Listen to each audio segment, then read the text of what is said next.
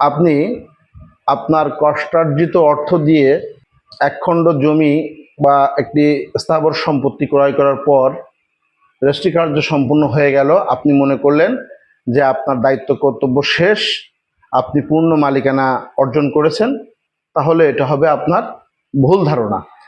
আপনাকে এই সম্পত্তি বা জমি বা স্থাবর সম্পত্তি যাই বলেন, মানে রেজিস্ট্রি হওয়ার পরও কিছু কাজ অবশ্যই করতে হবে, যেগুলো করার পরেই পূর্ণ মালিক হিসেবে ওই ক্রয়কৃত সম্পত্তি বা রেজিস্ট্রিকৃত সম্পত্তির উপর আপনার পূর্ণ মালিকানা আসবে। এখন এই পূর্ণ মালিকানা অর্জন করতে গেলে আপনাকে কি কি কাজ করতে হবে আমি সংক্ষিপ্ত পরিসরে সেই কথাগুলো বলবো। সম্পত্তি কেনার পর আপনার প্রথম কাজ হবে একজন দক্ষ আমিন দিয়ে আপনার ক্রয়কৃত সম্পত্তি মাপজোপ করার পর সেই স্থানে আপনি যদি পারেন তাহলে সব থেকে ভালো হয় যদি সীমানা প্রাচীর তুলে দিতে পারেন।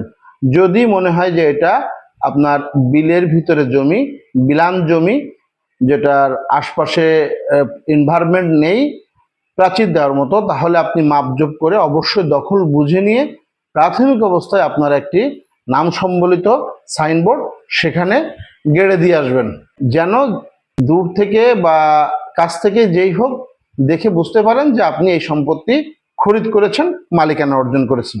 দ্বিতীয় পয়েন্ট, যখন আপনার রেজিস্ট্রি কার্যক্রম শেষ হয়ে যাবে, অর্থাৎ আপনার দলিল রেজিস্ট্রি হয়ে যাবে, তখন আপনি যে কাজটি করবেন সেটি হচ্ছে যে আপনি মূল দলিল কপিটা এটা পেতে আপনার বেশ সময় লাগে। সাধারণত এমন হয় যে 3 মাস, কখনো 1 বছর, কখনো 2 বছর, কখনো 2.5 বছর, 3 বছর এমন সময় লেগে যায়।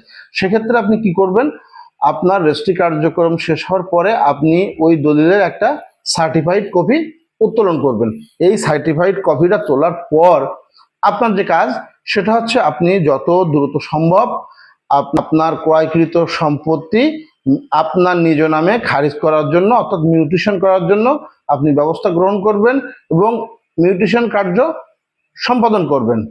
তাহলে কি হবে, আপনার পূর্বের মালিকের কাছ থেকে আপনার ক্রয়কৃত জমি কর্তন হয়ে আপনার নামে যখন একটি নতুন খতিয়ান সৃষ্টি হবে, তখন আপনি এই জমির কাগজে কলমে পোক্ত মালিক, পাকাপোক্ত মালিক হয়ে গেলেন। তারপরে কি করবেন, অনেক ক্ষেত্রে এটা ভুল হয়।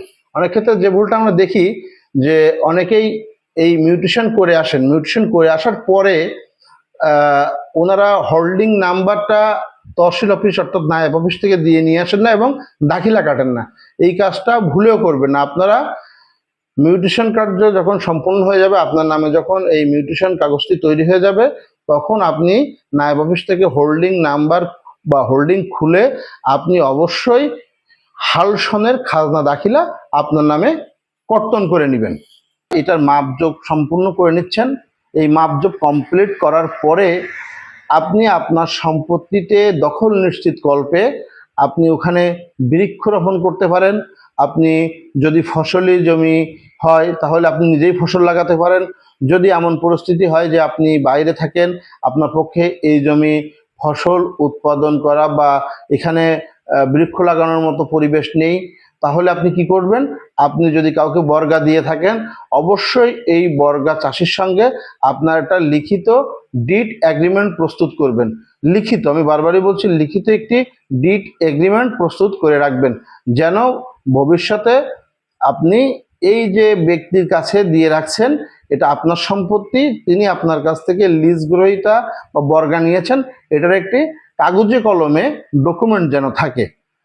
আর যদি আপনার এই সম্পত্তিটা বাড়ি শ্রেণীর হয়, আপনি ঘর স্থাপনা তৈরি করবেন, নাহলে প্রাচীর দিয়ে আপনি দখল করে রাখবেন। আর যদি এমন হয় যে ডাঙা শ্রেণী বা এখানে বাড়ি করার মতো পরিবেশ না, বাগান শ্রেণী হয় বা বাগান হয় বা এরকম ধরনের যদি পরিবেশ হয়, তাহলে আপনি ওখানে কিছু ফলস বনজ বৃক্ষাদি লাগিয়ে এটাকে প্রুভ করবেন যে এই জায়গাটি আপনি ক্রয় করেছেন এবং এই জায়গার নিরঙ্কুশ মালিক এখন আপনি।